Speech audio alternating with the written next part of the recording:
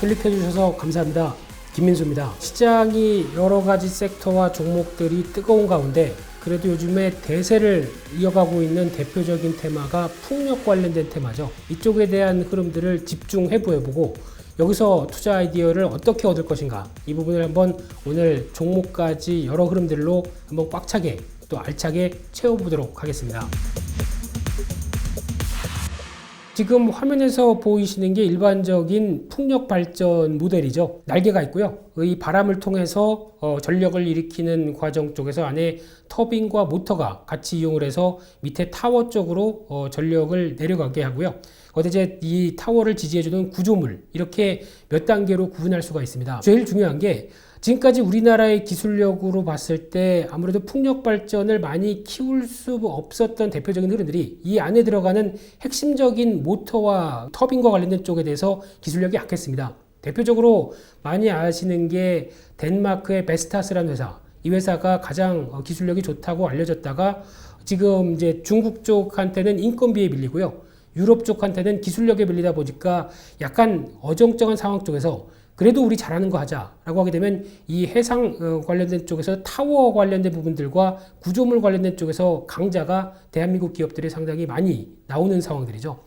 그런 쪽으로 봤을 때 일단 지금 기존에는 육지에 있는 풍력 발전이 많이 부각을 받았었는데, 육지는 아무래도 주변 소음이 발생하고 게다가 관련돼서 입지 선정과 관련된 이권들이 많다 보니까 지금 추세는 해상 풍력으로 나가는 추세입니다. 그러면 해상 풍력이라는 얘기는 보통 바다에 가보면 아실 것처럼 바람이 일정하고 강하게 불죠. 그러다 보니까 전력을 생산하기 가장 좋은 풍력을 갖고 있다는데 지금의 트렌드로 볼 수 있는 상황들인데, 그러다 보니까 지금 가장 인접 쪽에 바다 가까운 데 설치하는 쪽이 중기 관련된 쪽으로 보시면 될 것 같고요. 그 다음이 또 바다에서 조금 떨어진 쪽이 트라이포드, 그리고 또 지금 같은 모델로 보는 게 부유식, 이런 식으로 보여지고 있는데, 부유식 같은 경우는 가장 이상적입니다. 왜냐하면 밑에 고정으로 지지할 게 없다 보니까 물 위에 떠서 바람을 일으켜서 전력을 생산할 수 있는 좋은 모습들인데, 이 부분은 아직 기술력이 좀 떨어진다고 합니다. 그러다 보니까 아직까지는 해상 밑에 어떤 구조물을 이런 식으로 어느 정도 지지를 해서 나올 수 있는, 특히 바닷물이다 보니까 또 염도가 있고 부식이나 훼손이 될 가능성이 높다 보니까 그에 따른 강도가 상당히 중요하겠죠. 이런 쪽에 대해서 지금 가장 또 기술력이 필요하다 보니까 일단 대세는 해상풍력으로 가고 있다라는 쪽으로 보시면서 이 해상풍력과 관련된 여러 가지 종목들과 동향들을 보는 것도 중요하다라는 쪽도 다시 한번 말씀드려야 될 것 같고요. 왜 지금 풍력 관련주가 뜨느냐라는 쪽으로 봤을 때는 가장 핵심은 글로벌 여러 가지 정부들이 친환경 정책을 내기 시작하면서 그린이라는 단어를 쓰기 시작하는 정책들이 쏟아져 나오다 보니까 그에 따른 수혜의 대표적인 쪽에 역할을 하고 있는 상황들이죠. 그런 쪽으로 보게 되면은 첫 번째로는 우리나라 같은 경우 대통령이 2030년 해상풍력 강국으로 5위까지 끌어올리겠다라고 하는 내용들이 나오다 보니까 당연히 정책적인 부분이 가세되게 되면 수혜가 있는 측면들이 상당히 크겠죠. 게다가 두 번째는 유럽이죠. 유럽 같은 경우도 기사에서 보게 되면은 2050년까지 탄소 중립 목표로 합의를 했다라는 쪽으로 보다 보면은 마찬가지로 유럽도 작년부터 이어지고 있는 여러 가지 친환경과 관련된 정책들을 쏟아부으면서 경기를 살리기 위해서 이를 필두로 여러 가지 어떤 변화를 이끌어내겠다는 노력들이 상당히 커질 수밖에 없죠. 그러다 보니까 유럽도 당연히 관련된 시장이 이전부터 어느 정도 성숙된 시장을 모습을 보였는데 더 커질 수밖에 없다고 봐야 될 것 같고요. 미국도 마찬가지입니다. 트럼프 대통령과는 반대로 이 바이든 후보가 떠오르기 시작하면서 내거는 가장 큰 정책 중에 하나가 친환경 정책이죠. 이 친환경 정책을 통해서 탄소 배출을 제로로 가겠다라고 하는 입장이 나오다 보니까 이에 따른 또 수혜들도 혹시나 앞으로 중장기적으로는 미국에서도 충분히 받을 수 있다, 이렇게 바라보는 게 가장 또 맞는 흐름이다 보니까 글로벌 전반적으로는 지금 모두 다 이 친환경 쪽을 얘기를 하고 있고 그에 따라서 정책적인 수혜가 나오게 되면 아마 지금부터 앞으로 약 한 20-30년까지 봤었을 때 연평균 한 16%는 꾸준히 성장할 수 있는 시장의 하나가 풍력 시장이라고 보시면 될 것 같습니다. 그러다 보니까 또 하나 눈길이 가고 있는 쪽이 중국이죠. 중국 같은 경우는 앞으로 한 10년 동안 가장 많이 성장할 풍력 발전 시장의 모델로 많이 또 얘기를 하고 있는 게 지금 국제 에너지 기구 쪽에서 나오고 있는 또 데이터입니다. 그러다 보니까 이와 관련돼서 또 하나의 축으로 자리 잡을 수 있다는 부분들로 보게 되면 아마 신재생 에너지의 하나의 축으로서는 풍력이 큰 일을 많이 해낼 수 있겠다라고 바라보는 게 가장 또 하나의 중요한 포인트라고 봐야 될 부분들이고요.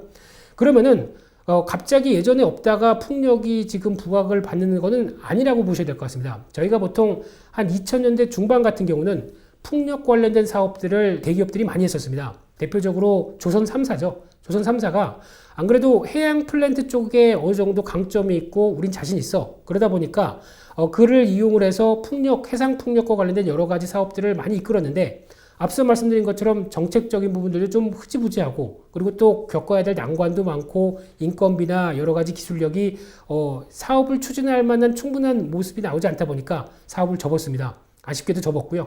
그러다 보니까 거기서 같이 사업을 시작하던 조선 기자재 업종들도 대표적으로 뭐 삼영엠텍, 태웅 이런 종목들도 형님들이 사업을 접는데 우리는 막 시작하다가 어쩔 수 없이 손을 놔버리게 되는 그런 경우가 나왔었죠. 그런데 지금 같은 경우는 이제 정부가 팔을 걷어붙이겠다라고 나온 만큼 아마 제가 보기에는 핵심이 이제 풍력 관련된 시장에 대한 기회 요인들, 길을 좀 뚫어줬다라고 하게 되면 다시 이런 어떤 중공업 관련된 회사들, 기계업종들, 또 이런 대기업들이 먼저 움직이면서 여러 가지 사업의 활로를 불러일으킬 가능성이 높습니다. 대표적으로 보게 되면은 두산중공업이죠. 최근 들어서 주가도 많이 올랐지만은 이 두산중공업이 기존에는 화력발전, 원자력발전 이쪽에 대해서 강점을 보였는데 이번 정부 들어서면서부터 탈원전이 나오다 보니까 당연히 실적의 기회를 많이 잃어버리게 됐죠. 그러면 사업하는 입장 쪽에서 모르겠다. 그냥 둘까요? 아닙니다. 그러면 새롭게 또 그래도 우리는 발전 쪽에 강점이 있는 회사다. 라고 하게 되면 이쪽에 대해서 또 드라이브를 걸겠죠. 그 중에 하나가 또 이 풍력 발전으로 이어지는 상황들이고요. 앞으로의 조금 더 흐름을 보게 되면 이 조선 3사 같은 경우들도 기존에 했던 사업부가 있기 때문에 조금만 손보면 다시 뛰어들 수 있는 준비가 됩니다. 아마 하반기 때는 이런 뉴스가 개인적으로 나올 것이다 라고 보여지고 있는데 그러면 또 그에 연관되는 조선 기자재 업종들도 같이 움직이는 모습들 먼저 지금 종목들이 움직였다고 하더라도 이런 변화에 지금은 기대감이죠. 근데 실질적으로 사업이 나오기 시작하게 되면 또 다른 변화의 방향이 나올 수도 있겠다는 쪽에서 주목을 하셔야 될 걸로 보여지고 있고요. 특히 여기서 가장 중요한 거는 사양산업이라고 얘기했던 뭐 중공업, 기계업종 이런 쪽이 또 하나의 성장 동력을 찾기 시작하면서 일자리를 창출한다라는 쪽으로 나오게 되면 정부가 두 손 들어서 또 환영하겠죠. 그러다 보니까 당연히 이런 수순으로 갈 수밖에 없다는 게 또 하나의 중요한 포인트라고 보시면 될 것 같습니다. 그런데 이쯤 돼서 많은 분들이 얘기하시는 게 그러면 다 좋다. 그런데 주가가 이만큼 올랐는데 이걸 지금 여기서 사란 얘기냐? 뭐 이렇게 나올 수도 있겠죠. 그리고 다 기대감 때문에 미리 오른 게 아니냐라고 생각했는데 그렇게 말씀하실 수도 있는데 자세히 보시다 보면은 풍력 발전 시장이 커지기 시작한 게 본격적으로는 작년부터입니다. 대표적인 CS 윈드의 주가를 본다고 하더라도 실적의 동향과 같이 보게 되면 작년부터 벌써 턴어라운드가 강하게 나오기 시작했죠. 그러니까 즉 2019년도 그리고 올해 특히 코로나 사태에도 불구하고 같이 성장하는 모습들을 보여준다라고 보게 되면 단적으로 2018년도 그러니까 즉 2년 전 대비해서 올해 같은 경우 글로벌 발주가 340%가 늘었습니다. 2018년도 대비. 그런데 그러면 주가가 2018년도 대비 지금 현재 관련된 종목들의 주가가 340% 올랐나요? 아직 안 올랐습니다. 그 정도만큼은 안 올랐습니다. 그렇기 때문에 여전히 앞으로 또 기회 요인들과 또 실질적인 발주를 하고 수주가 나오는 과정까지 연결돼서 실적 흐름들까지 나온다라고 하게 되면 충분히 아직도 메리트가 있다고 봐야 될 것 같고요. 그러다 보니까 이제 단기적으로 오른 주가를 저희는 어느 정도 이용을 해서 눌림목이 나올 때 이를 또 충분히 대응하는 게 좋겠다라고 바라보는 게 또 하나의 전략이다라고 보시면 될 것 같고요. 그러면 또 관련된 종목들을 이모저모 한번 또 따져보겠습니다. 가장 먼저 얘기가 많이 나오는 회사가 다 아시는 것처럼 CS 윈드라는 회사죠. 우리나라에서 그리고 잘 알려진 풍력 타워 관련돼서는 생산 능력 기준으로 글로벌 1위를 보이는 회사입니다. 그러다 보니까 주가가 많이도 올라왔다고 볼 수 있는데 앞서 잠깐 언급드렸던 것처럼 실적 동향과 함께 여러 가지 흐름을 본다라고 했었을 때 지금 작년부터 제가 변화가 커졌다고 말씀드렸죠. 매출액 자체가 5천억대에서 거의 8천억대로 작년에 뛰기 시작하면서 올해는 지금 예상이 1조 원까지 뛸 걸로 보여지고 있네요. 그러다 보니까 레벨업이 작년부터 했다는 관점 쪽에서 거의 시장의 관심은 높아졌던 부분들이 미리 진행이 됐고요. 그러다 보니까 영업이익도 벌써 작년에 600억대로 거의 2배 가까이 뛴 모습들이 이렇게 확인이 될 수 있다라고 보시는 게 가장 맞는 또 대표 주자라고 봐야 될 것 같고요. 그런 이제 CS 윈드가 움직이다 보니까 또 시장에서 최근에 많이 부각받는 회사가 삼강 M&T죠. 이 회사 같은 경우는 쉽게 말씀드리면은 파이프 그리고 강관 쪽에 강점이 있는 회사였습니다. 근데 이 강관 같은 경우에 메리트보다는 앞서 보셨던 구조물 아래쪽에서 타워의 지지대를 만드는 쪽에 또 하나의 없어서는 안 될 구조물을 생산하는 회사로 보시면 될 것 같은데요. 특히 1300톤, 1500톤 정도의 타워를 유지할 정도로 강한 어떤 장력이나 힘을 갖고 있는 어떤 구조물을 만들 때는 이 회사가 가장 크게 부각을 받는 상황들입니다. 그러다 보니까 지금 이제 실적 관련된 동향들을 또 같이 봤었을 때는 작년부터 나왔던 실적 동향을 보게 되면은 마찬가지로 2019년도 갑자기 커지는 모습들이 확인되는데 아직 수익성이 못 따릅니다. 현재 작년 같은 경우는 적자가 났었죠. 그러다 보니까 적자임에도 불구하고 주가가 왜 저래? 라고 할 수 있겠지만 최근에 나오고 있는 수주 동향을 보게 되면 올해는 당연히 300억대 흑자로 돌아설 걸로 빠르게 턴어라운드가 되고 있는 현상이죠. 그렇게 되면 이런 부분들까지 반영돼서 그 다음 연도 2021년도까지 간다라고 되면 500억대까지 늘어난다라고 했었을 때 이런 부분들이 실적의 기대감도 같이 영향이 나오면서 움직이는 대표적인 종목이라고 봐야 될 부분들이고요. 또 하나 아직 시장에서 움직이지 않는데 제가 스페코라고 얘기를 드리면 조금 의아해질 것 같습니다. 아니 저거 저 회사 뭐 빅텍, 스페코 모두 다 관련된 방산 쪽 아니야? 라고 생각하실 수 있는데 이 회사는 의외로 지금 눈여겨보실 게 매출 구성을 보게 되면 풍력 부분이 58% 정도 차지합니다. 그만큼 플랜트 관련된 풍력 쪽에 대한 사업들이 상당히 큰 회사인데 시장에서는 전혀 평가를 받지 못하고 있죠. 특히 쟤는 영원히 방산주야. 그러니까 즉 북한이 무슨 얘기가 할 때 들썩거리는 대표적인 종목이야. 라다 보니까 솔직히 방산 설비는 15%밖에 안 됩니다. 왜 이 회사가 지금 북한이 어떤 리스크를 보여줬을 때 그에 따라서 들썩이는지는 저는 이해가 안 됩니다만 이 종목은 일단 풍력 관련된 매출이 훨씬 높다. 그래서 만약에 시장의 변화가 종목들이 들썩인다고 하게 되면 단기적으로도 관심이 필요하지 않을까라는 쪽인데 이 부분은 시장의 숙제로 좀 남겨야 될 것 같습니다. 또 확인해 봐야 될 중요한 회사 중에 하나가 효성중공업입니다. 효성그룹이 분할 상장되면서 나오는 또 대표적인 종목으로 보시면 될 것 같고요. 건설 부분도 있고 특히 보실 수 있는 환경이나 SOC 사업 이쪽에 대해서 강점을 갖고 있는 회사인데 왜 이 회사를 주목하느냐라고 봤었을 때는 이제 두 가지 축이죠. 첫 번째로는 수소차와 관련된 수소 충전소를 계속 드라이브를 걸기 시작하면서 독일의 린데그룹과 협력하면서 나올 수 있는 변화가 상당히 크다고 보여지는 측면이고요. 두 번째는 어떤 2000년대부터 이어왔던 풍력 발전 관련된 쪽의 하나의 축, 특히 변압기 차단기 쪽에 대한 여러 가지 전력 설비에 대해서 신경을 썼던 회사이기 때문에 그와 함께 나올 수 있는 파장까지 생각하게 되면 또 하나의 풍력 발전이 축으로 작용할 가능성이 높습니다. 그러면 지금 시류에 딱 맞죠. 수소차 그리고 풍력 그리고 이 두 가지만으로 본다고 하더라도 효성중공업의 탄력은 좀 더 이어갈 가능성이 높다라고 바라보고 있는데 그런 측면으로 봤을 때 주가만 본다라고 하게 되면 일단 많이 올랐습니다.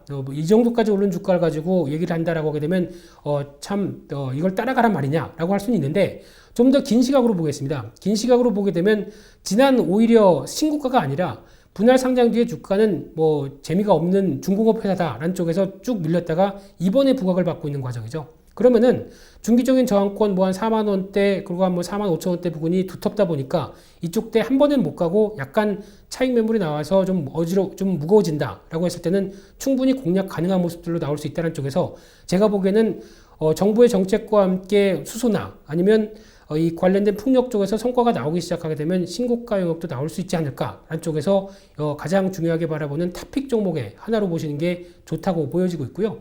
또 하나 대기업 관련해서 중요하게 봐야 될 회사 중에 하나가 LX 일렉트릭이라는 회사입니다.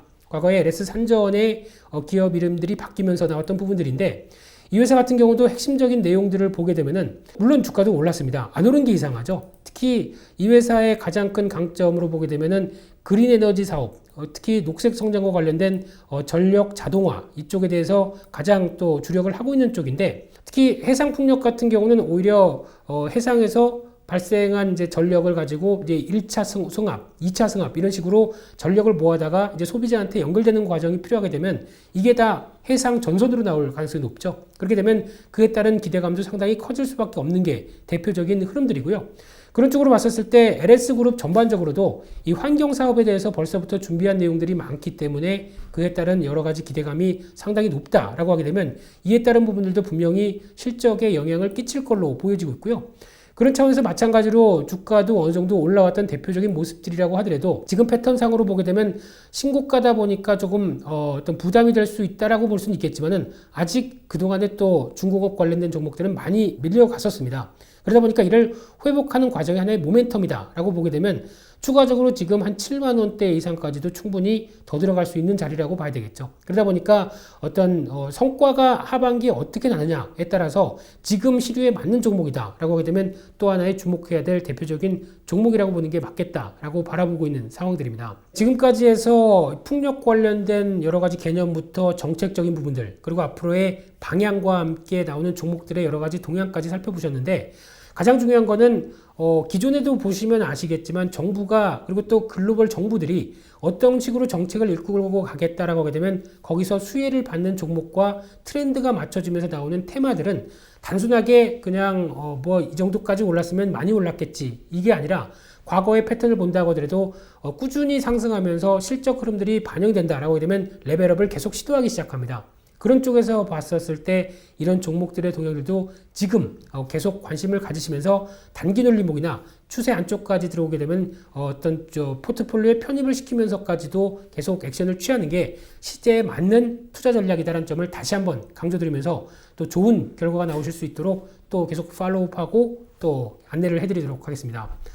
오늘 준비한 내용들은 여기서 마치겠고요. 또 다음 시간에 찾아뵙겠습니다. 감사합니다.